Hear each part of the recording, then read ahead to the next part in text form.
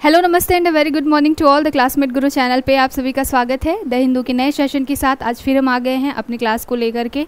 Important आज the Hindu में जो भी न्यूज़ है, एडिटोरियल्स हैं, उसको हम डिस्कस करेंगे आज। प्रीलिम्स के लिहाज से अगर एक दो टॉपिक जो भी हैं जहाँ से फैक्चुअल डाटा हो सकता है हम डिस्कस करें, और साथ के साथ एक दो एडिटोरियल है जिसके ऊपर बात करेंगे। कल जैसे हमने बात की थी कि फ़लस्तीन को 3 जो कंट्रीज़ हैं वो रिकग्नाइज़ करने जा रही हैं, उसके ऊपर एक एडिटोरियल आया है कि इसके क्या फिर वे फॉरवर्ड होंगे और क्या इससे प्रभाव पड़ेगा इजराइल के ऊपर, साथ के साथ फ़लस्तीन के ऊपर और वर्ल्ड वाइड भी। तो इसके बारे में चर्चा करेंगे। साथ के साथ में और भी छोटी बड़ी न्यूज़ है उसके बारे में देखेंगे। सबसे पहले हम हाइलाइट्स के थ्रू देख लेंगे कि किस डायरेक्शन में आज हमें डिस्कशन करना है। उसके बाद अपनी चर्चा को क्या करेंगे, वेल प्लान तरीके से डिस्कस करेंगे। ठीक है, तो चलिए सबसे पहले देखते हैं आज के इंपॉर्टेंट हाइलाइट्स क्या हैं। पहली न्यूज़ क्या है, पहली तो हमने बात की थी प्रज्वल रमन्ना के बारे में, है ना। बहुत टाइम से ये न्यूज़ चल रही है और वो भाग करके जर्मनी चला गया है। उनके ऊपर क्या है, बहुत सारे एलिगेशंस लगे हुए हैं। एमपी रह चुके हैं जनता दल से वो, और अभी फ़िलहाल बहुत एक तरीके से कंट्रोवर्सी चल रही है उनके खिलाफ। जो हमारे former prime minister HD Deve Gowda ji हैं, उनके ये ग्रैंडसन हैं, तो उनके लेकर के अभी एक न्यूज़ आई है जिसमें बोला गया है Karnataka renews call to cancel Prajwal's diplomatic passport. तो डिप्लोमेटिक पासपोर्ट जो है उसको कैंसिल करने की बात की जा रही है रमन्ना का। और डिप्लोमेटिक पासपोर्ट क्या होता है, तो कोई मंत्री होता है, कोई राजनयिक, कोई एम्बेसडर होता है, वो जब विदेश में जाता है तो उसको एक पासपोर्ट दिया जाता है जो कि हमारी होम मिनिस्ट्री के थ्रू क्या किया जाता है, उन लोगों को प्रोवाइड कराया जाता है। और उस पासपोर्ट के बेस पे उनको जब वो दूसरी कंट्री में जाते हैं तो बहुत सारे उनको छूट मिलती है, रिलैक्सेशन मिलती है। तो इन सब को ध्यान में रखते हुए डिप्लोमेटिक पासपोर्ट फ़िलहाल इनको रमन्ना को भी मिला हुआ था क्योंकि वो MP थे। अभी फ़िलहाल उसी के बेस पे वो जर्मनी चले गए हैं, तो उसको क्या किया जा रहा है, कैंसिल करने की बात की जा रही है। तो हम डिप्लोमेटिक पासपोर्ट से रिलेटेड जो भी हमारे यहाँ पे प्रोविज़न्स है, जैसे कि हमारे इंडिया में पासपोर्ट एक्ट है 1967 का, तो उसका जो सेक्शन 10 है वो बात करता है कि अगर कोई व्यक्ति जो इस तरीके से इलीगल कोई काम करता है और भाग करके किसी दूसरी कंट्री चला जाता है तो फिर क्या होता है, उसका एक तरीके से पासपोर्ट जो है वो रद्द कर देना पड़ता है। तो उससे रिलेटेड पूरा ये न्यूज़ है, उसको देखेंगे और प्रीलिम्स के लिहाज से इसको क्या करेंगे, डिस्कस करेंगे। क्यों? क्योंकि पिछले बार का पेपर आपने देखा था तो साक्ष्य अधिनियम पे एक क्वेश्चन बन गया था और किसी को ये अंदाज़ा नहीं था कि इस पर भी कोई क्वेश्चन बन सकता है, लेकिन पूछा गया था पुलिस की क्या रोल है, साथ के साथ में साक्ष्य अधिनियम के बारे में पूछ लिया गया था। तो इसलिए ये पासपोर्ट जो एक्ट है उसके बारे में भी देखेंगे, साथ के साथ जो डिप्लोमेटिक पासपोर्ट क्या होता है उसके बारे में देखेंगे। ठीक है, अगली हमारी न्यूज़ क्या है, military affairs department seeks feedback from 3 services on Agnipath scheme. तो अभी अग्निपथ जो है 2022 में लाया गया था और अभी उसको क्या है 4 साल के लिए लाया गया है। तो जैसे जैसे साल बीतता जाता है उसके बाद उसकी प्रोग्रेस चेक की जाती है कि कोई स्कीम किस तरीके से काम कर रही है। तो फिलहाल जो है मिनिस्ट्री जो है CDS है और साथ के साथ जो डिफेंस मिनिस्ट्री है, उन्होंने क्या किया है, अपने जितने भी उनके एक तरीके से आर्म फोर्सेस हैं उनसे ये एक रिव्यू मांगा है कि ये स्कीम किस तरीके से काम कर रही है, नहीं कर रही है, इसमें और क्या चीज़ें ठीक करने की ज़रूरत है। ठीक है, तो इसके बारे में देखेंगे। अगली न्यूज़ हमारी क्या है, micro plastic found in fish in Ashtamudi lake study.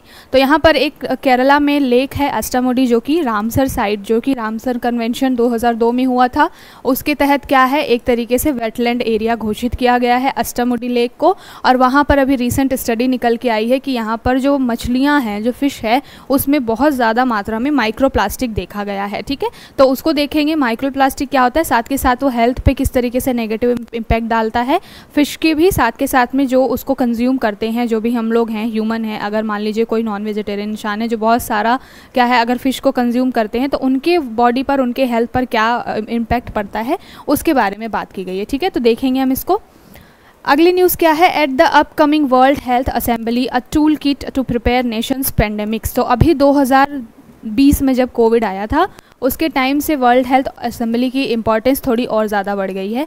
फ़िलहाल अगले हफ्ते जो है, नेक्स्ट वीक, इनकी फिर से एक असेंबली होने वाली है जिसके ऊपर में पेंडेमिक जैसी कंडीशन अगर होती है तो उसको कैसे ट्रीट करना है, हेल्थ में अगर कोई मान लीजिए इमरजेंसी कंडीशन आ जाती है, कोई नई तरीके की बीमारी आ जाती है, तो उस पर सभी देश मिल करके किस तरीके से उसको ट्रीट करेंगे, मिटिगेट करेंगे, इसके ऊपर ये वर्ल्ड हेल्थ असेंबली जो है, जो कि WHO का ही एक तरीके का संगठन है, वो क्या करता है, बात करता है। ठीक, तो इसके बारे में देखेंगे। साथ के साथ जो पिछली मीटिंग हुई थी, 76th मीटिंग थी वो, उसके बारे में भी देखेंगे कि उसमें क्या मेजर्स पॉलिसीज़ वगैरह बनाई गई थी या क्या चीज़ें एक टारगेट सेट किया गया था। ठीक है, 2030 के लिए हमने टारगेट सेट किया था पिछले बार जो मीटिंग हुई थी उसमें, और कोविड के टाइम पे भी जो मीटिंग हुई थी उसमें। ठीक है, तो इनके ऊपर में चर्चा करेंगे क्योंकि प्रीलिम्स से यहाँ से क्वेश्चन बनता है। हम क्या करेंगे, WHO के हेडक्वार्टर वगैरह के बारे में भी सारी चीज़ें क्या कर लेंगे, रिवाइज कर लेंगे। अगली न्यूज़ क्या है, China holds drill around Taiwan vows punishment for separate. तो यहाँ पर बात की गई है कि जो ताइवान है वो क्या कर रहा है, हमेशा से चाइना से अलग कंट्री होने का एक दावा करता रहता है, लेकिन चाइना जो है वो 2 स्टेट पॉलिसी लेकर के चलता है और वो बोलता है कि ताइवान जो है उसका पार्ट है, लेकिन हमेशा से ताइवान अपने आप को एक स्वतंत्र कंट्री मान करके चलता है और वो क्या है, इनके बीच में कॉन्फ्लिक्ट का कारण बना रहता है हमेशा।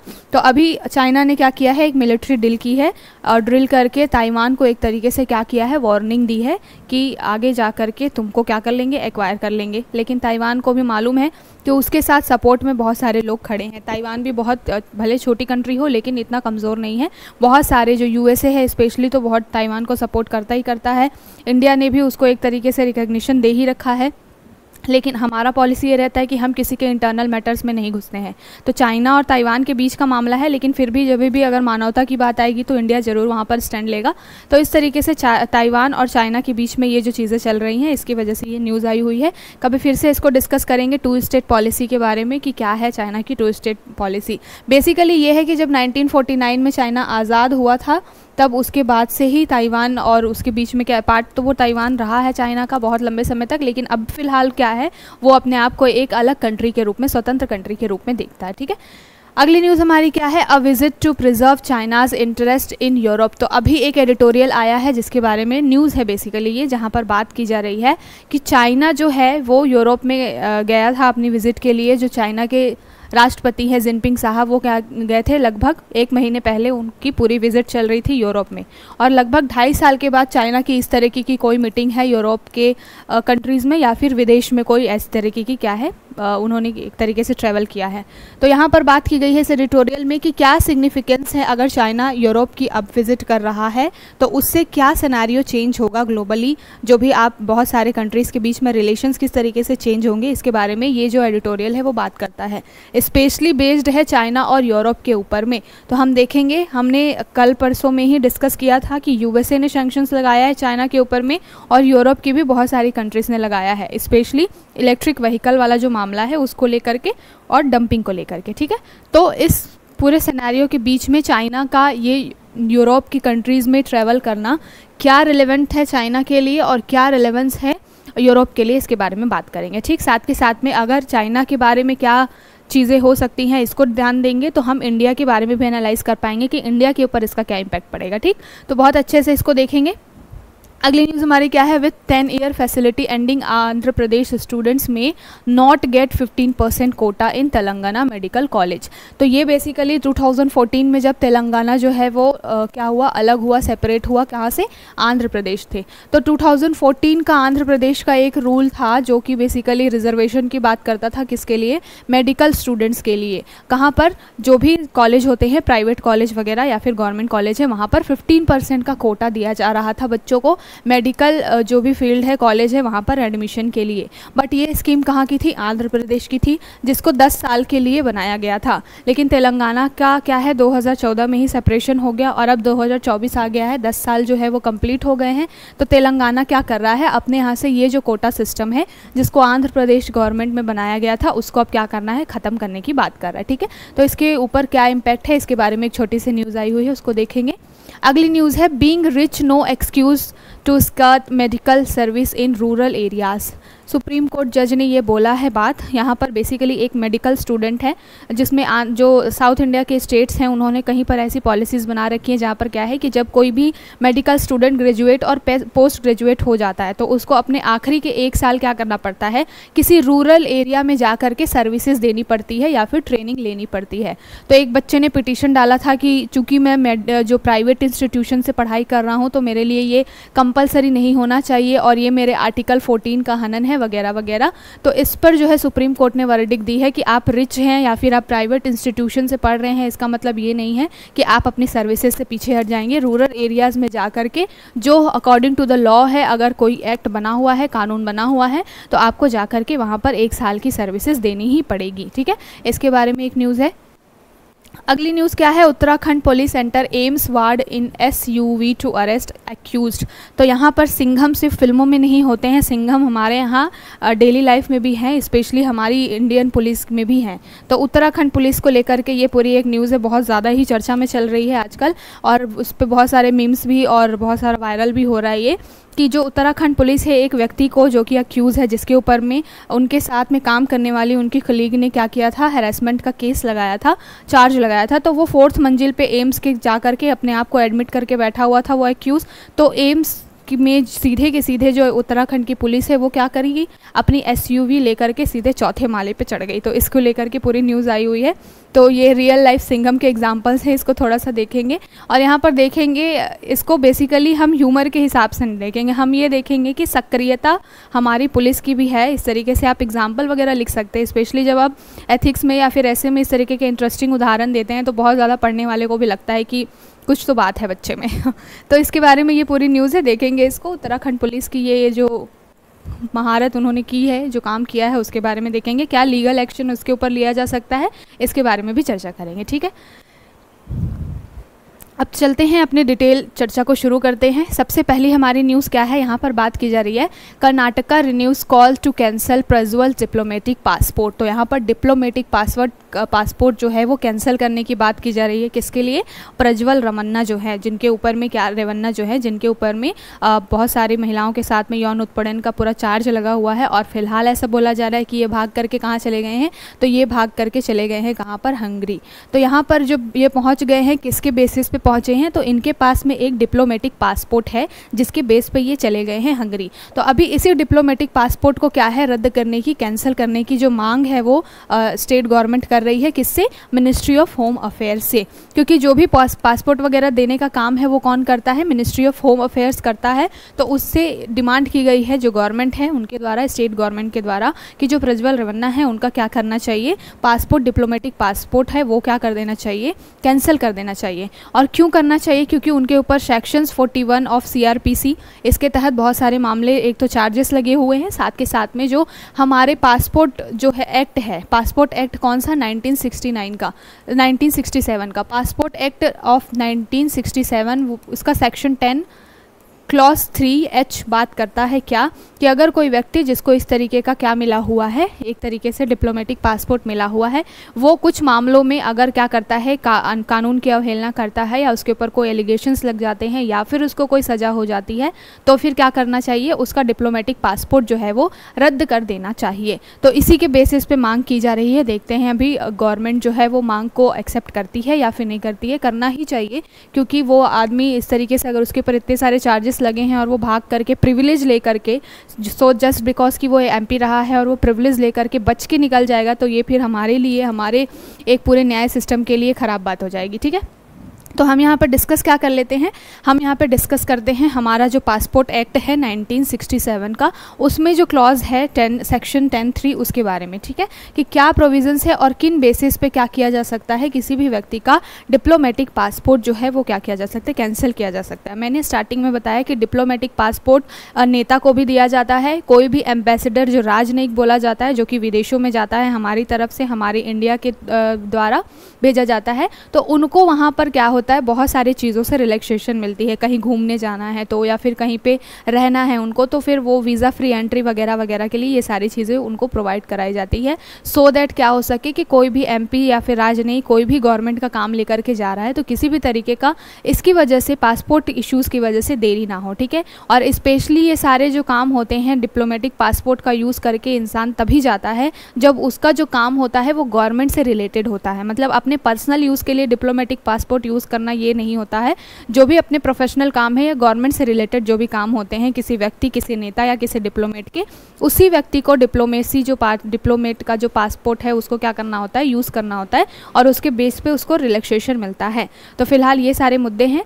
अब हम यहाँ पर पासपोर्ट एक्ट जो है उसकी ये धारा 3(10) की धारा 3 जो है उसको डिस्कस कर लेते हैं। यहाँ पर क्या क्या चीज़ें मेंशन की गई हैं कि किन आधारों पर किसी व्यक्ति का पासपोर्ट जो है या फिर दस्तावेज है वो रद्द किया जा सकता है। तो क्या क्या बेसिस होने चाहिए वहाँ पर, सबसे पहली बात तो ये होनी चाहिए कि अगर वो व्यक्ति क्या है किसी अन्य व्यक्ति के द्वारा मान लीजिए गलत तरीके से जानकारी दे करके उसने क्या किया है, पासपोर्ट प्राप्त किया है, ठीक है। अगर गलत तरीके से जानकारी दी है तो, या फिर कोई भी ऐसे नियम है जो कि उसको शक्तियां दी गई है और उसका उसने क्या कर दिया, मिसयूज़ कर दिया, या फिर कोई ऐसे नियम कानून है जो इस कानून के इस एक्ट के तहत मेंशन है और उसने क्या कर दिया, उसका वायलेशन कर दिया, अवहेलना कर दिया, तब ये सारी चीज़ें होती है, ठीक है। अगर आप बात करें इसी सेक्शन 10 की उपधारा 1 की, तो इसमें क्या है कि नोटिस का पालन करने से अगर कोई व्यक्ति इनकार कर दे, मान लीजिए कि किसी व्यक्ति को डिप्लोमेटिक पासपोर्ट मिला हुआ है, उसको कुछ गाइडलाइंस मिली होती हैं, कुछ नोटिसेस मिले होते हैं, और अगर उसको वो आदमी क्या कर दे, इनकार कर दे, डिक्लाइन कर दे, तो फिर क्या होता है, उसका डिप्लोमेटिक पासपोर्ट रद्द कर दिया जाना चाहिए।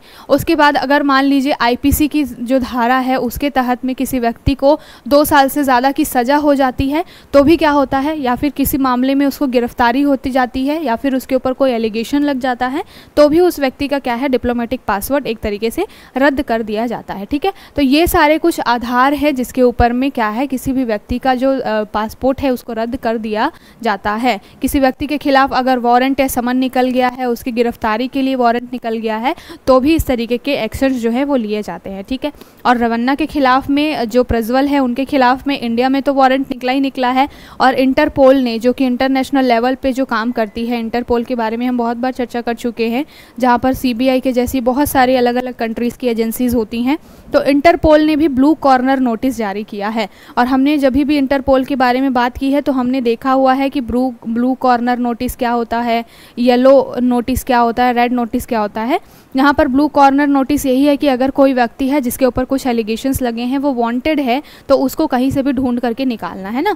तो अभी जो रवन्ना जो है, प्रज्वल रवन्ना, वो भी क्या है, वांटेड है और उसको सर्चिंग ऑपरेशन चलाया जा रहा है, तो वो जर्मनी में जाकर छुप कर बैठा है, इसलिए इंटरपोल ने भी उसके खिलाफ क्या किया है, अब ये मामला इंटरनेशनल भी हो गया है क्योंकि वो जर्मनी में चला गया है, इसलिए ब्लू कॉर्नर नोटिस भी जारी किया गया, ठीक है। तो आई होप आपको समझ में आया होगा पूरा मुद्दा। अब हमारे यहाँ पे तो ये पासपोर्ट एक्ट है 1967 का, लेकिन अगर आप बात करें कि वर्ल्ड वाइड इन तरीके के मामलों में किस तरीके से ट्रीट किया जाता है, तो हमारे यहाँ एक कन्वेंशन है, वियना कन्वेंशन। वियना कन्वेंशन जो है वो बात करता है पासपोर्ट से रिलेटेड, किसी विशेष प्रकार का पासपोर्ट या किसी विशेष व्यक्ति को जो पासपोर्ट दिया जाता है वो किस कन्वेंशन के तहत दिया जाता है, वियना कन्वेंशन के तहत। ध्यान रखिएगा, आपसे क्वेश्चन बन सकता है, अगर इस टॉपिक पे आपको क्वेश्चन देखने को मिला तो वियना कन्वेंशन के बारे में पूछा जा सकता है, ठीक है। काम क्या होता है वियना कन्वेंशन का, जो भी व्यक्ति है, राजदूत है, अन्य दूतावास में काम करने वाले लोग हैं, कोई नेता है, वो क्या करते हैं, उनके खिलाफ में कोई भी चीज़ होती है, अगर वो कुछ गलत काम करते हैं, तो इसी वियना कन्वेंशन में बहुत सारी चीज़ें मेंशन की गई हैं कि इंटरनेशनल लेवल पे उन सारी चीज़ों को किस तरीके से हैंडल किया जाएगा। नेशनल लेवल पे तो हमारे पास पासपोर्ट एक्ट है 1967 का, इंटरनेशनल लेवल पे हमारे पास वियना कन्वेंशन है, ठीक है। और इसके आधार पर ही किसी व्यक्ति को इन तरीके के जो विशेषाधिकार दिए जाते हैं, और अगर वो व्यक्ति उस चीज़ों का क्या करता है, एक तरीके से मिसयूज़ करता है, तो उनका पासपोर्ट रद्द हो जाता है, ठीक। तो इसके बारे में जान के रखिएगा, किसके बारे में हम बात कर रहे हैं यहाँ पर, वियना कन्वेंशन, जो कि पासपोर्ट से ही रिलेटेड है। कौन से पासपोर्ट से, डिप्लोमेटिक पासपोर्ट या किसी विशेष प्रकार के पासपोर्ट से, ठीक। अब चलते हैं अगली स्कीम की तरफ। तो स्कीम जब भी आती है, योजनाएं वगैरह आती हैं, ये स्पेशली जीएस पेपर 2 में आप देख सकते हैं कि गवर्नमेंट की पॉलिसीज़ का क्या इम्पैक्ट पड़ रहा है समाज के ऊपर में, ठीक। तो अभी बात किसके ऊपर की जा रही है, स्पेशली बात की जा रही है अग्निवीर को लेकर के। जब अग्निवीर आया था 2022 में, जून 2022 में अग्निवीर को लाया गया था, और कब तक के लिए लाया गया था, अगले 4 साल के लिए इसको लाया गया था, ठीक है। अगले 4 साल के बाद में क्या है कि कोई व्यक्ति, इसमें बेसिकली ये पॉलिसीज़ हैं कि कोई व्यक्ति, ऐसा नहीं कि 4 साल के लिए है, अगर इसके तहत कोई भी व्यक्ति क्या होता है, अग्निवीर बनता है, तो उसको 4 साल तक सेना में अपनी क्या है, देनी पड़ेगी सर्विसेज, और उसके बाद 4 साल के बाद क्या है, उस व्यक्ति को, उस जितने लोगों को क्या किया जाएगा, सर्विस मिलेगी, उसमें से लगभग 25% को क्या किया जाएगा, सेना के अलग अलग विभागों में, अलग अलग डिपार्टमेंट्स में क्या किया जाएगा, एक जनरल फिर से एक तरीके से टेस्टिंग कराई जाएगी, एक एंट्रेंस एग्ज़ाम वगैरह या फिर जो फिजिकल टेस्ट होता है इसके बाद, और फिर क्या किया जाएगा, उनमें से 25% लोगों को क्या कर दिया जाएगा, सेना के अलग अलग विभागों में परमानेंट कर दिया जाएगा। बाकी जो 75% होंगे उनको कुछ पैसे या फिर कंपनसेशन दे दिया जाएगा, लेकिन उसमें भी बहुत सारी चीज़ें होंगी कि उनको कहीं पर अगर वो जॉब के लिए जाते हैं तो 5 to 10% इस तरीके से रिजर्वेशन रिजर्वेशन मिले उस टाइम पे बहुत सारी चीज़ें निकल के आई थी कि ये फ़ायदा होगा, वो फ़ायदा होगा। तो अभी फ़िलहाल जो है CDS जो है, CDS के बारे में हमने बात की है। आपको नाम बताना है। 2 दिन पहले ही CDS के बारे में हमने चर्चा की है कि वर्तमान में CDS कौन है, जब वो मीटिंग लेने के लिए गए हुए थे, ठीक है। तो आपको नाम बताना है उनका, कोई चौहान है, अब हम इतना हिंट दे रहे हैं, ठीक है। तो CDS जो है, CDS अभी उन्होंने बात की है, तीनों सेनाओं के ये प्रमुख है। तो उन्होंने एक तरीके से सारे सेनाओं से, सारे डिपार्टमेंट से एक रिव्यू, एक फीडबैक मांगा है अग्निवीर के बारे में, ठीक है, कि किस तरीके से अग्निवीर जो है वो सही तरीके से काम कर रहा है कि नहीं, और जो यहाँ पर अग्निवीर जो सैनिक हैं उनको फ़ायदा मिल रहा है या नहीं मिल रहा है, इसको लेकर के है, ठीक है। तो यहाँ पर मेन बेसिकली टारगेट ये रखा गया है कि 1.75 लाख जो है इसके तहत में 2026 तक क्या करना है, इनको टारगेट करके इन सारे लोगों को क्या करना है, सेना में भर्ती करना है। और उसके बाद फिर उनको एक तरीके से, ये ठीक भी है अगर एक तरीके से देखा जाए कि अर्ली एज में किसी व्यक्ति को 4 साल सेना में भेज दिया जाए। सेना में जाने के बाद में आपका एक डिसिप्लिन का लेवल अलग हो जाता है, आपका जो है देश के प्रति सोचने का नज़रिया अलग हो जाता है। फिर चांसेस बहुत कम है, जो एज होती है बहुत ही कम एज में, 17-18 साल के जो एज होती है, वहाँ पर सबसे ज़्यादा चांसेस होते हैं कि बच्चा क्या है, गलत ट्रैक पर चला जाए या फिर बिगड़ जाए। पूरी फिर लाइफ उसके बाद सफ़र करती है। जो इन 18 से 22-25 तक की एज में जो इंसान संभल जाता है उसकी लाइफ बिल्कुल सेट है। लेकिन जो लोग अगर कहीं से डिस्ट्रैक्ट हो जाते हैं इस एज में, अर्ली जो आप कह लीजिए 18 वाली एज होती है या फिर जो टीनेज वाली एज होती है और उसके 2-3 साल ऊपर, तो फिर क्या होता है, अगर कोई बच्चा डिस्ट्रैक्ट हो गया वहाँ पर तो उसकी पूरी लाइफ स्पॉइल हो जाती है। तो एक तरीके से देखा जाए तो ये ठीक भी है कि अग्निवीर के थ्रू बहुत कम एज में 4 साल के लिए बच्चे को एक क्या किया जा रहा है, डिसिप्लिन्ड मैनर में लाया जा रहा है। उसके बाद अगर वो निकल के आएगा, किसी भी फील्ड में जाएगा तो डेफिनेटली एक्सेल ही करेगा वहाँ पर। तो ये सारी चीज़ें हैं। फिलहाल अभी इस स्कीम के क्या फीडबैक्स हैं, क्या प्रोज है, क्या कौन से, इसके बारे में बात की जा रही है। इसके ऊपर फिर से चर्चा होगी तो इसको डिस्कस करेंगे, ठीक है। अगली न्यूज़ के बारे में देखते हैं। ये जो है GS पेपर 3 एनवायरनमेंट से रिलेटेड इशू है, इसके बारे में चर्चा कर लेते हैं। बात क्या की जा रही है, यहाँ पर बात की जा रही है माइक्रो प्लास्टिक के बारे में। माइक्रो प्लास्टिक आज की कोई बात नहीं है, बहुत टाइम से ये कंसर्न है और हम जानते हैं कि जो बहुत सारे कैंसर वगैरह के मामले जो हो रहे हैं वो इन माइक्रो प्लास्टिक्स की वजह से हो रहे हैं। गवर्नमेंट ने जुलाई में जब बहुत टाइम पे क्या किया था, प्लास्टिक को बैन किया था। वहाँ पर बात की गई थी कि 0.5 mm से कम जो एक साइज़ के जो प्लास्टिक्स होती हैं उनको क्या कर देना चाहिए, बैन कर देना चाहिए, ठीक है। तो इसके बारे में हम बहुत टाइम बात कर चुके हैं। माइक्रो प्लास्टिक के बारे में अभी क्या न्यूज़ निकल के आई है, अभी न्यूज़ ये निकल के आई है कि जो अष्टामुडी लेक है वहाँ पर एक स्टडी की गई है, जहाँ पर पता चला है कि अष्टामुडी लेक में बहुत सारी मछलियाँ जो है जिनके अंदर में माइक्रो प्लास्टिक के बहुत ज़्यादा हाई रिच कंटेंट पाए गए हैं, ठीक है। और ये क्यों होता है, क्योंकि वहाँ पर जब भी कोई टूरिस्ट प्लेस होता है, अष्टामुडी लेक क्या है, एक तरीके से रामसर साइट है, वेटलैंड एरिया है, टूरिस्ट प्लेस है वहाँ पर। तो वहाँ पर बहुत सारे लोग जाते हैं। अब हम क्या होते हैं, गैर जिम्मेदार हरकतें हम हर जगह करते हैं और क्या कर लेते हैं, चाहे कितने भी पढ़े लिखे हों, लेकिन पानी की बोतल हाथ में हमें बहुत भारी लगती है, पीते हैं और कहीं पर भी फेंक देते हैं। तो जनरली क्या होता है, ये लेक वाला एरिया है, वहाँ पर जितना भी प्लास्टिक है वो क्या हो रहा है, लेक के अंदर चला जाता है और फिर उसमें से मछलियाँ क्या करती हैं, उनको खाती हैं और उनके बॉडी में वो सारे पार्ट्स जो है, वो पार्टिकल्स जो है वो चले जाते हैं। और इसका सीधा सीधा इम्पैक्ट किसके ऊपर पड़ता है, उन मछलियों को कंज्यूम करने वाले लोगों के ऊपर। तो यहाँ पर शेलफिश वगैरह के बारे में बताया गया है कि जो मछली की प्रजातियाँ हैं, एक तो शेलफिश, साथ के साथ में एक है मैक्रोफाउना। ये जो 2 तरीके की प्रजातियां हैं, इनमें क्या है, लगभग 19% to 40% क्या है, माइक्रोप्लास्टिक के कंटेंट्स पाए गए हैं। और ये बहुत बड़ा ही क्या एक तरीके से कह लीजिए गंभीर समस्या है, क्योंकि हमारे यहाँ पे मछली को कंज्यूम करने वाले लोग ज़्यादा है। दूसरी समस्या ये है कि हम बहुत बड़े लेवल पे क्या करते हैं, फ़िश को हम एक्सपोर्ट भी करते हैं बाकी विश्व में।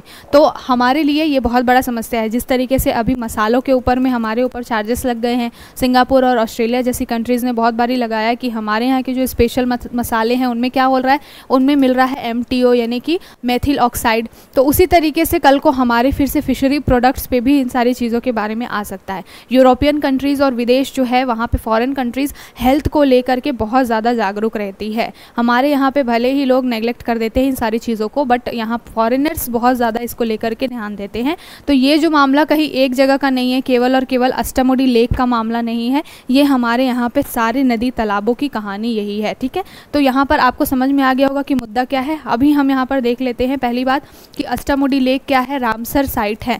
रामसर साइट के बारे में, रामसर कहाँ पर है, थोड़ा सा रिवीजन कर लेते हैं। रामसर में 2002 में क्या हुआ था, एक कन्वेंशन हुआ था, ठीक है, इस वजह से इसको रामसर कन्वेंशन बोला जाता है, जो क्या करता है जितनी भी आर्द्र भूमियाँ हैं, वेटलैंड्स है, उसके क्या है संरक्षण की बात करता है, ठीक है। फिर उनके में एक लिस्ट भी होती है जिसके बाद क्या होता है, अगर मान लीजिए बहुत लंबे समय तक कोई वेटलैंड है जो कि सही तरीके से क्या है उसका रखरखाव या फिर देख रेख नहीं की जा रही है, तो उसको फिर एक स्पेशल कैटेगरी में डाला जाता है। उसको जाकर के आप गूगल पे सर्च करिएगा। तो रामसर नाम क्यों दिया गया है, क्योंकि ईरान के रामसर में ही ये पूरा जो कन्वेंशन हुआ था वेटलैंड के लिए, ठीक है। ईरान में रामसर नाम की एक जगह है जहाँ पर आर्द्र भूमि यानी वेटलैंड से रिलेटेड कन्वेंशन हुआ था। कब हुआ था, 2002 में। तो याद रखिएगा, फैक्चुअल क्वेश्चन, फैक्चुअल डाटा है ये। अभी हम माइक्रोप्लास्टिक्स के बारे में देख रहे थे, तो माइक्रोप्लास्टिक का एक रिवीजन कर लेते हैं।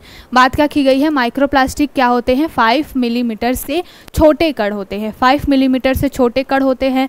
ज़्यादा एक कहने खुली आंखों से बहुत ज़्यादा देखने में उनको कठिनाई होती है, और ये इतने छोटे होते हैं कि जितने भी हमारे यहाँ पे छोटे स्पीसीज़ होते हैं वो क्या करते हैं, इनको कंज्यूम कर सकते हैं। साथ के साथ में ये हमारे सांस जब हम इनहेल करते हैं, एक्सहेल करते हैं जब, तभी भी क्या होते हैं, ये सारे कंटेंट जो हैं वो हमारे बॉडी के अंदर भी चले जाते हैं, ठीक है। जो PM 2.5 वगैरह होता है, ये सारे यही होते हैं, पार्टिकल्स के जो कण होते हैं उनके आकार के हिसाब से उनको क्या है PM 2.5, PM 5 और PM 10 इस तरीके से क्या है अलग अलग कैटेगरी में बांटा जाता है। तो बेसिकली जितने छोटे से छोटे आकार के कण होते हैं उतने ज़्यादा वो क्या करते हैं, नुकसान पहुंचाते हैं, क्योंकि वो बॉडी में बहुत जल्दी क्या हो जाते हैं, इनहेल हो जाते हैं।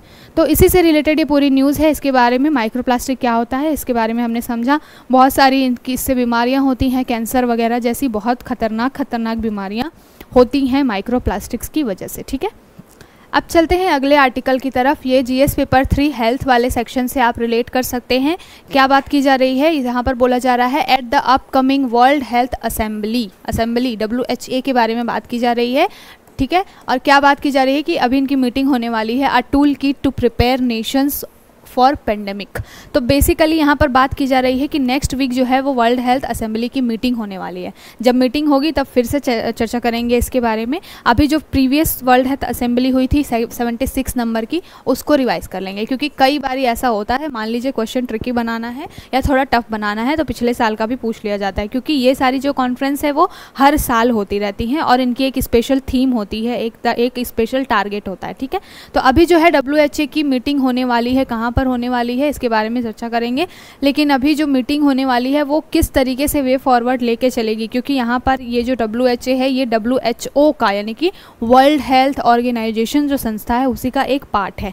और यहाँ पर जितने भी 193 कंट्रीज़ आपकी अगर WHO में है तो यहाँ पर भी बहुत सारी कंट्रीज़ क्या हैं, WHA का भी पार्ट है। असेंबली और ऑर्गेनाइजेशन में कंफ्यूज नहीं होइएगा, दोनों अलग अलग चीज़ें हैं, है दोनों, और WHO का ही पार्ट है WHA, लेकिन क्या है एक असेंबली अलग है, ऑर्गेनाइजेशन अलग है, ठीक। तो यहाँ पर जब भी WHA की मीटिंग होती है हमेशा, तो वहाँ पर भविष्य में किसी भी जो खतरा है हेल्थ से रिलेटेड उसको किस तरीके से ट्रीट करना है, ठीक करना है, उसके बारे में चर्चा की जाती है। बहुत सारी कंट्रीज़ होती हैं जो बैठती हैं वहाँ पर, मीटिंग लेती है, और अगर कोई पेंडेमिक लाइक सिचुएशन हो जाए तो उसमें कैसे सारी कंट्रीज़ मिल बांट करके काम करेंगी, इसके ऊपर जो है वो WHA में बात होती है, ठीक है। तो यहाँ पर बात की जा रही है कि WHO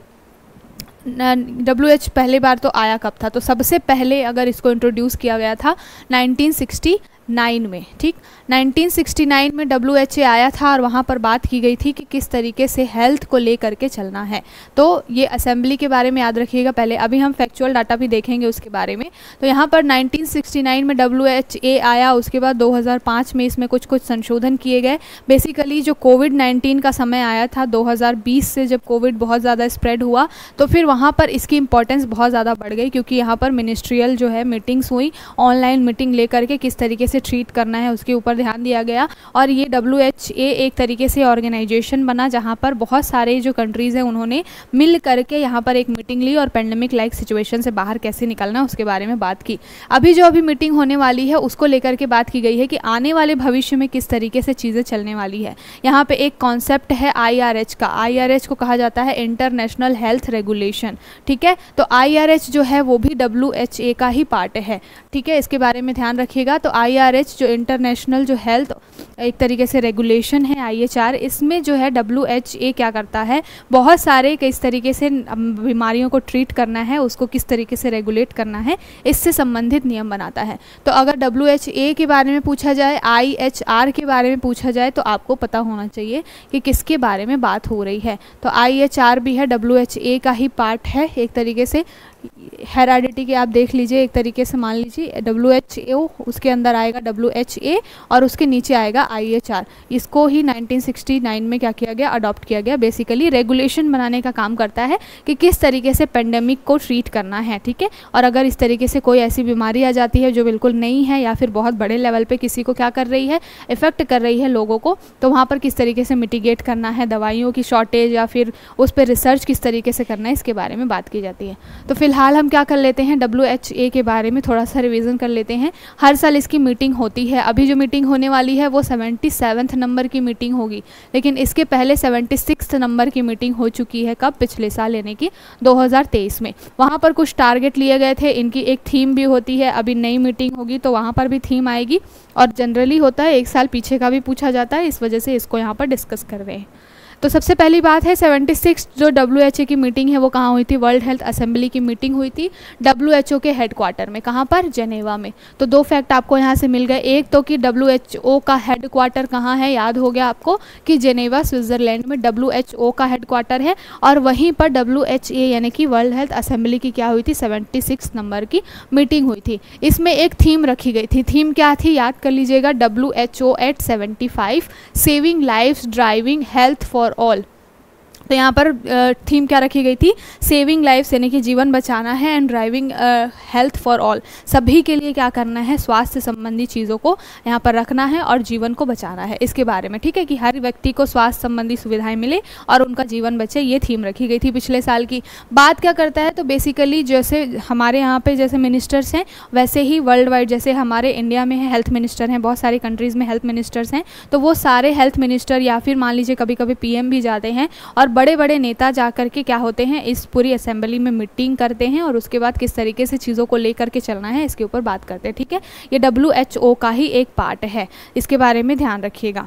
और यहाँ पर काम क्या किया जाता है, तो डिसाइडिंग ऑन ऑर्गेनाइजेशंस, पॉलिसीज़ किस तरीके से बनानी है, अपॉइंटमेंट कैसे करना है, डायरेक्टर जनरल का WHO में ये काम देखता है। एडमिनिस्ट्रेशन ऑफ फाइनेंशियल पॉलिसीज़, कि अगर वित्तीय जो भी नीतियाँ बन रही है उसको किस तरीके से प्रशासन में लेके आना है, किस तरीके से एडमिनिस्ट्रेट करना है। फिर review and approval of the proposed programme budget, तो जो भी इनके प्रोग्राम आती, मान लीजिए कोई भी पेंडेमिक लाइक कंडीशन है तो उसके लिए फ़ंड वगैरह जनरेट किया जाता है। तो जब ये फंड है उसको वो देते हैं, अगर वो बजट पास करते हैं तो उसको किस तरीके से फिर ले करके आगे चलना है, अप्रूवल देना है नहीं देना है, इसके ऊपर सारे काम जो है वो WHO करता है। तो बेसिकली पॉलिसी मेकिंग का, रेगुलेशन का काम है, किसको ध्यान में रख करके, हेल्थ को, पेंडेमिक लाइक कंडीशन को और इमरजेंसी, मेडिकल इमरजेंसी को ध्यान में रखकर काम करना ही WHO का क्या है, काम है, ठीक है।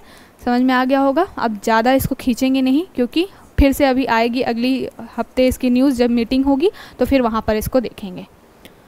अब चलते हैं अगली न्यूज़ की तरफ। अगली न्यूज़ जो क्या है, किसके बारे में बात की जा रही है, चाइना का जो ड्रिल हो रहा है, किसके, ताइवान के खिलाफ में। तो China holds drill around Taiwan vows punishment for separatist. यहाँ पर जो है ताइवान ऐसा मानता है कि चाइना ऐसा मानता है कि ताइवान ने हमसे अलग होकर के बहुत बड़ी गलती की है, और इसके लिए उसको पनिशमेंट तो मिलनी चाहिए। तो बार बार अपना क्या है, एक तरीके से प्रभुत्व दिखाने के लिए, ताइवान को डराने के लिए इस तरीके के चाइना जो है हरकतें करता रहता है।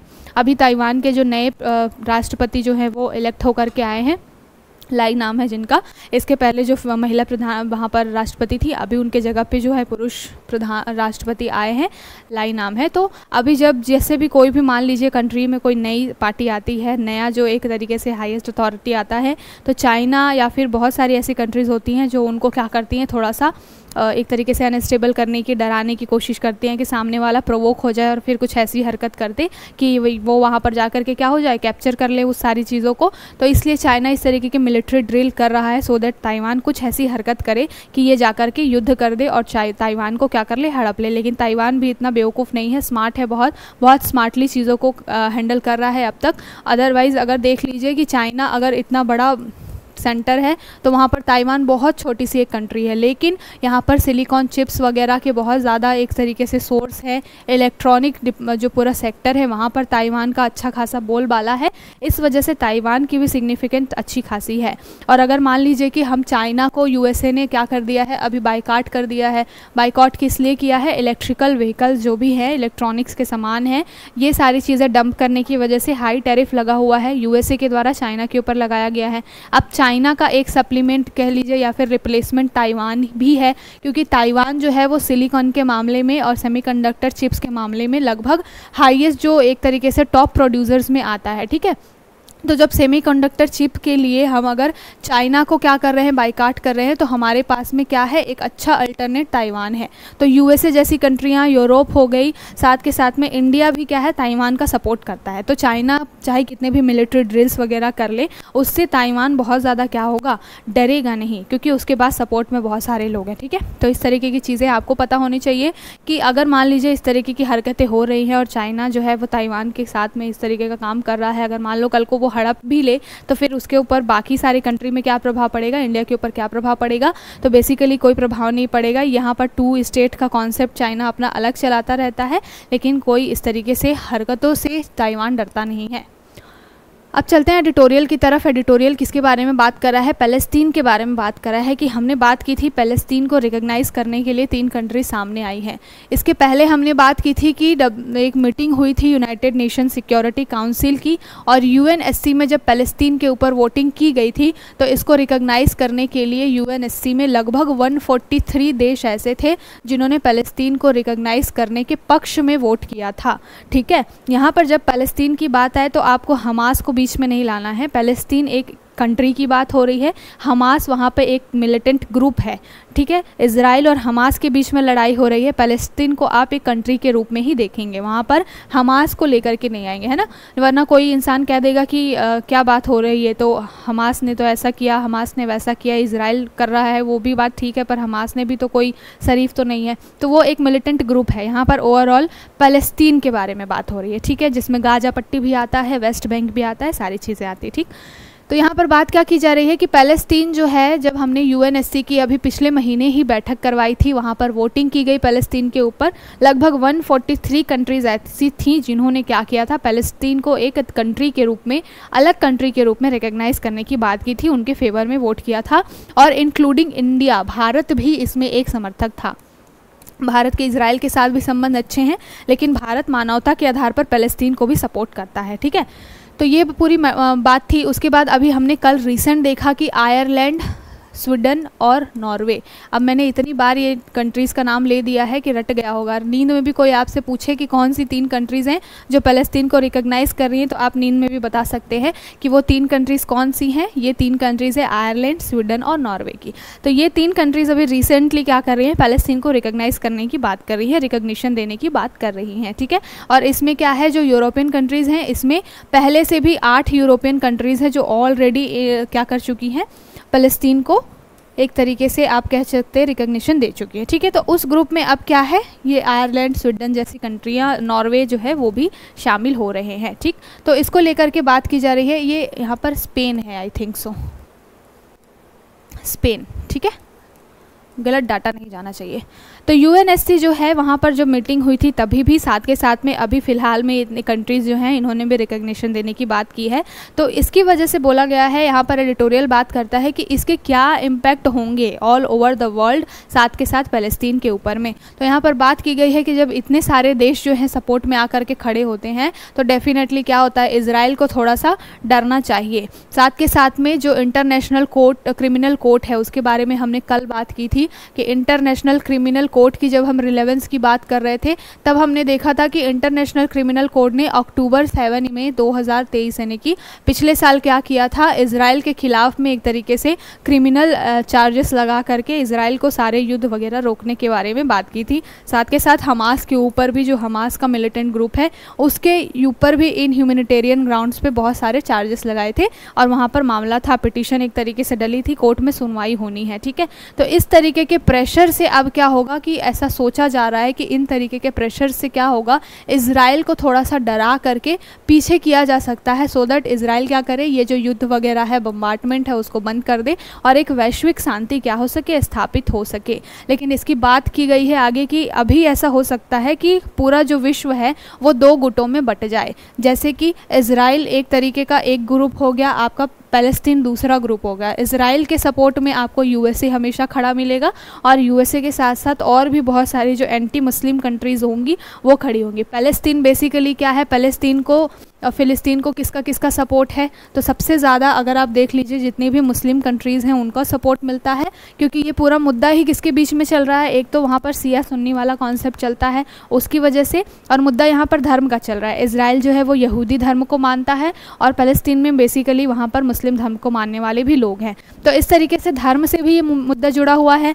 इसलिए इसको ईरान जैसी कंट्रीज़ भी क्या करती हैं, सपोर्ट कर रहे हैं। ईरान हो गया, इराक हो गया, इस तरीके की कंट्री फ़िलिस्तीन को सपोर्ट करती हैं और इज़राइल को सपोर्ट यूएसए कर रहा है, तो पूरा विश्व दो गुटों में बट सकता है। तो ये बोला गया है कि वैश्विक शांति की हम बात कर रहे हैं, लेकिन कहीं ऐसा ना हो कि ये शांति की जगह में क्या हो जाए, अशांति फैल जाए, इसके बारे में बात की गई है। साथ के साथ में बोला गया है कि इंटरनेशनल कोर्ट ऑफ जस्टिस जैसे जो क्रिमिनल कोड हैं, इन जैसे जो संस्थान हैं, इनके ऊपर भी एक बहुत बड़ा दारोमदार है, उनके ऊपर बहुत बड़ी एक रिस्पॉन्सिबिलिटी है कि इन सारी चीज़ों को किस तरीके से लेकर करके चलना है। फिलहाल इंडिया के रिस्पेक्ट में बात करें तो हम तो 2 स्टेट जो पॉलिसी है उस वही सॉल्यूशन लेकर के चलते हैं हमारे यहाँ पे, और साथ के साथ में इंडिया जो है वो फ़िलिस्तीन को भी एक तरीके से मानवता के अधिकार पे आधार पे देखता है कि वहाँ पर भी लोगों के साथ गलत हो रहा है, तो उनके अधिकारों का हनन ना हो इसके बारे में भी सोचता है।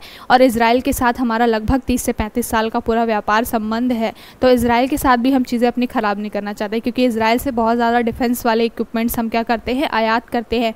इज़राइल के साथ हमारे संबंध अच्छे हैं, तो हम उसको भी ख़राब नहीं करना चाहते। तो एक बैलेंस्ड अप्रोच लेकर के हमेशा क्या है, इंडिया चलता है। जहाँ पर उसको लगता है कि यहाँ पर बिल्कुल स्ट्रिक्ट एक्शन लेने की ज़रूरत है, केवल वहीं पर वो स्ट्रिक्ट एक्शन लेता है। अदरवाइज़ एक वो मिड पाथ वाला, बुद्धा वाला जो मिड पाथ है उसको लेकर के चलता है। बात करता है कि भाई ठीक है, आपस में बातचीत कर लो और सारे मुद्दों को यहाँ पर क्या कर लो, सॉल्व कर लो, ठीक है। तो इसके बारे में ये है एडिटोरियल। अब अगली जो एडिटोरियल है, अगला जो एडिटोरियल ये बात करता है चाइना के बारे में, ठीक है। तो चाइना के जो सी जिनपिंग जी हैं वो अभी क्या है, विजिट पे चल रहे हैं। अभी रिसेंटली हमने देखा था कि रशिया के जो पुतिन जी हैं वो क्या थे, अभी चाइना गए हुए थे। तो चाइना क्या कर रहा है, रशिया के साथ में उसके संबंध अच्छे हैं। यूरोप जो है वो रशिया को क्या कर रहा है, हर जगह से वो भी बाइकआउट कर रहा है, क्योंकि रशिया और यूक्रेन का वॉर चल रहा है, ठीक है। लेकिन उस बीच में चाइना का क्या है, यूरोप जाना, ये एक बड़ी बात है। क्या ऐसे उद्देश्य हो सकते हैं या क्या इसके फ़ायदे नुकसान हो सकते हैं, इसके बारे में ये एडिटोरियल बात करता है। तो यहाँ पर बात की गई है कि अगर कोविड-19 के बाद से देखेंगे तो जिनपिंग का लगभग 2.5 साल के बाद से ये पहला कोई विदेश का विजिट है, ठीक है। और कोविड-19 के बाद जिनपिंग कहीं नहीं गए थे, क्योंकि चाइना से ही कोविड-19 के जो ओरिजिनेट होने की बात हुई थी उनके ऊपर बहुत तरह तरीके के एक तरीके से कहना चाहिए एलिगेशंस लगे थे, और इस वजह से जिनपिंग जी जो है वो कहीं जा नहीं पा रहे थे, बेसिकली मुँह छुपा के घूमना पड़ रहा था उनको, ये कहा जा सकता है। तो सी जिनपिंग जो है यूरोप गए हुए हैं। अब यूरोप जाने से उनके क्या इसके उद्देश्य है, पहली बात तो ये है कि यूरोप की कुछ ऐसी कंट्रीज़ हैं जो क्या है, प्रो चाइना है। जैसे कि आप मान लीजिए हंगरी की बात कर लीजिए, तो हंगरी की अगर हम बात करें तो हंगरी में क्या है, चाइना क्या करने जा रहा है, अपना एक प्लांट लगाने के लिए जा रहा है और बहुत बड़े लेवल पे क्या कर रहा है, डोनेशन दे रहा है, ऋण दे रहा है हंगरी को। तो यूरोपियन कंट्रीज़ भी 2 पार्ट्स में बची हुई है चाइना को लेकर के। कुछ कंट्रीज़ ऐसी हैं जो कि यूरोप रशिया के वॉर की वजह से, साथ के साथ चाइना के डंपिंग की वजह से इन 2 कंट्रीज़ को बाइकआउट कर चुकी हैं। लेकिन कुछ कंट्रीज़ ऐसी हैं यूरोप की ही जो अपना इकोनॉमिक फ़ायदा बहुत देख रही हैं और उसके बेसिस पे चाइना को सपोर्ट कर रही है। तो पहली बात तो ये है कि चाइना क्या हो सकता है, ऐसे भी चाइना जो है वर्ल्ड लार्जेस्ट ट्रेडिंग ब्लॉक में आता है। जैसे कि अगर आप बात कर लीजिए सेमीकंडक्टर चिप्स की, आप बात कर लीजिए इलेक्ट्रिक व्हीकल्स की, तो चाइना जो है एक तरीके से वर्ल्ड लेवल पे बहुत बड़ा एक रोल रखता है। जो चाइना अगर यूएसए को भी इतने बड़े लेवल पे चीज़ें सप्लाई कर रहा है, मतलब वो उसका पकड़ बहुत अच्छी है। और जितने भी यूरोपियन कंट्रीज़ हैं वहाँ पर क्या है, बर्फ़ वाला एरिया बहुत ज़्यादा है, उनको गैसेस, नेचुरल गैसेस के लिए रशिया के ऊपर डिपेंड रहना पड़ रहा है, और इस तरीके के इलेक्ट्रॉनिक्स के जो भी सामान वगैरह हैं उसके लिए चाइना के ऊपर डिपेंड रहना पड़ रहा है।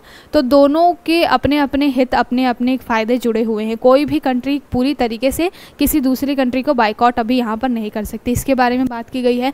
अभी कुछ एक मुद्दा बताया गया है कि हाल ही में EU जो है, जो पूरा यूरोपियन यूनियन है उसमें बहुत सारी कंट्रीज़ हैं, तो उन्होंने चाइना के ख़िलाफ़ में बहुत सारी चीज़ें सैंक्शंस वगैरह लगाए थे, लेकिन उसको क्या है थोड़ा सा ठीक करने के लिए, बातचीत के थ्रू थोड़ा सा नॉर्मलाइज़ करने के लिए जिनपिंग जो है वो क्या कर रहे हैं, जा रहे हैं। अब इसके इंडिया के ऊपर क्या इम्पैक्ट होंगे कि अगर मान लीजिए यूरोपियन कंट्रीज़ के साथ में चाइना के रिलेशंस बहुत अच्छे हो जाएंगे तो फिर हमारे लिए क्या है एक प्रॉब्लम खड़ी हो जाएगी, क्योंकि हमने डिस्कस किया था जब हम USA के सैंक्शंस के बारे में बात कर रहे थे, यूरोप के सैंक्शंस के बारे में बात कर रहे थे, तो हमने डिस्कस किया था कि चाइना को अगर बाइकॉट करता है यूरोप और USA तो इसका एक बेटर रिप्लेसमेंट कौन है, इंडिया। और इंडिया जो है एक तरीके से कह सकते हैं इंपोर्ट डेस्टिनेशन के रूप में काम कर सकता है, किसके लिए, यूरोपियन कंट्रीज़ के लिए, साथ के साथ में किसके लिए, सारे USA के लिए।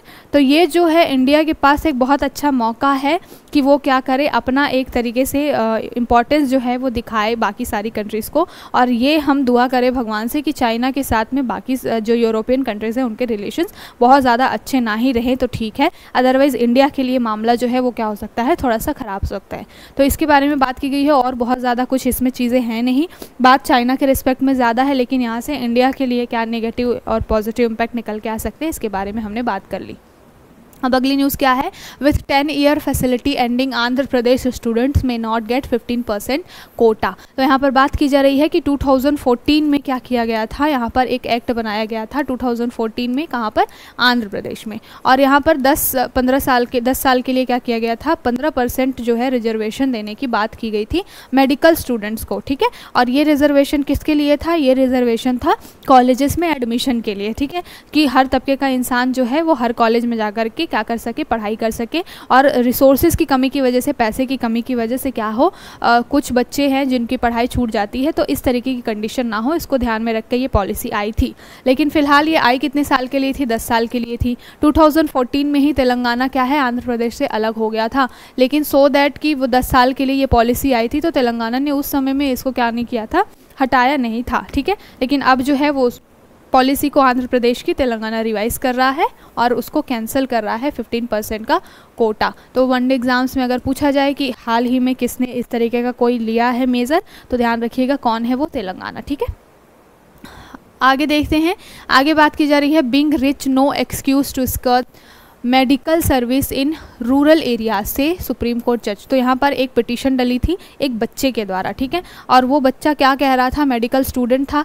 अभी यहाँ पर ये जो स्टेट है यहाँ पर ये चीज़ की गई है, नरसिम्हा जो है सुप्रीम कोर्ट के जज हैं और उनकी एक बेंच बैठी हुई थी, वहाँ पर ये मुद्दा चल रहा था। यहाँ पर बात की गई कि स्टेट गवर्नमेंट ने क्या किया है, मेडिकल स्टूडेंट्स के लिए एक रूल बनाया है, जिसमें क्या बात की गई है कि हर बच्चे को जो कि मेडिकल स्टूडेंट है वो क्या करेगा, अगर अब वो अपने ग्रेजुएशन और पोस्ट ग्रेजुएशन वाले फेज़ पे है तो उसके लास्ट 1 ईयर उसको क्या करना पड़ेगा, जा करके रूरल एरियाज़ में अपनी सर्विसेज देनी पड़ेगी, ठीक है। इसके बारे में ये पूरा एक्ट एक कानून बना हुआ था, लेकिन कई बच्चे ऐसे होते हैं जो बहुत ज़्यादा शहरों में रहे होते हैं, पले बड़े होते हैं, तो उनको ऐसा लगता है कि वो गांव में जाके सरवाइव नहीं कर पाएंगे।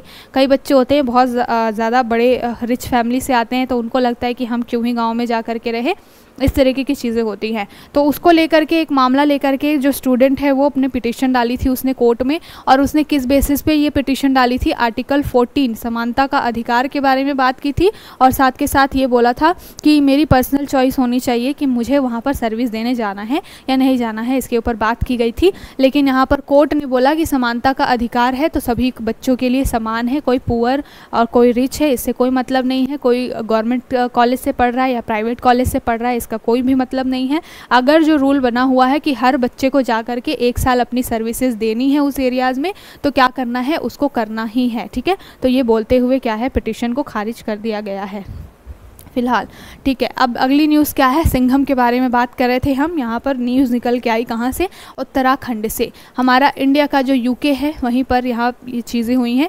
मुद्दा ये है कि वहाँ पर एक व्यक्ति हैं एम्स के डॉक्टर, जिनके ऊपर में उनकी ही कोलीग जो उनके साथ में इंचार्ज थी, इंटर्न थी, वो काम करती थी। उन्होंने क्या है एक तरीके से सेक्सुअल अब्यूज़ के उनके ऊपर में चार्जेस लगाए थे और उत्पीड़न का मामला लगाया था। अब वो व्यक्ति क्या थे डॉक्टर पेशे से, तो उनको मालूम था कि किस तरीके से बचना है, तो वो क्या है मेंटल अपनी कंडीशन ख़राब बता करके जा करके एम्स के 4थे माले पे अपने आप को एडमिट करा लिया उस व्यक्ति ने। अब वो उस पूरे एरिया में हॉस्पिटल में प्रोटेस्ट चल रहे थे, पुलिस के पास जाने के लिए जगह नहीं थी। अगर वो खुद से चल के पैदल चल के जाते तो फिर उनको तो जाने दिया नहीं जाता। तो पुलिस ने यहाँ पर एक हथकंडा अपनाया, सीधे अपनी SUV लेकर के कहाँ पहुँच गए वो, उत्तराखंड एम्स के जो 4th माला है, 4थी मंजिल है, वहाँ पर सीधे SUV के थ्रू उन्होंने चढ़ाई की और उस व्यक्ति को, जो अपराधी है जिसके ऊपर एलिगेशंस लगे हैं, उसको पकड़ के ले गई। ठीक है, तो फिलहाल यहाँ पर मुद्दा ये बनता है कि क्या इस तरीके के एक्शन के ऊपर में कोई पुलिस के ऊपर चार्जेस लग सकते हैं? तो मुद्दा ये है कि चार्जेस नहीं लग सकते हैं, क्योंकि पुलिस को जब उस समय में दिखा कि इतना सारा प्रोटेस्ट चल रहा है और उस प्रोटेस्ट के बीच में वो व्यक्ति भाग भी सकता था, फिर उसके ऊपर पुलिस के ऊपर में एलिगेशंस लग जाते कि पुलिस पकड़ नहीं पाई, तो पुलिस को उस समय में ये करना बहुत ज़रूरी था। तो यहाँ पर एक रियल लाइफ सिंघम का एग्जाम्पल आपको मिल गया है, जिसको आंसर राइटिंग में आप कोट कर सकते हैं। और अगर पूछा जाए आपसे कि क्या पुलिस की ये तरीके की कंडीशन जो है, इस तरीके की हरकत सही है गलत है, तो आप अपना एक ओपिनियन तो दे ही सकते हैं कि पुलिस को ऐसा करना चाहिए था कि नहीं करना चाहिए था। सीधे SUV लेकर के 4थे माले पे चढ़ गए, तो अपना अपना सोच का नज़रिया है, किसी को सही लग सकता है, किसी को गलत लग सकता है। तो ये था आज का पूरा सेशन। आई होप आपको सेशन अच्छा लगा होगा। जो भी इंपॉर्टेंट टॉपिक्स थे उसको बहुत अच्छे से डिस्कस किया। कल फिर मिलेंगे नए टॉपिक्स के साथ, तब तक के लिए शुक्रिया, bye bye and take care.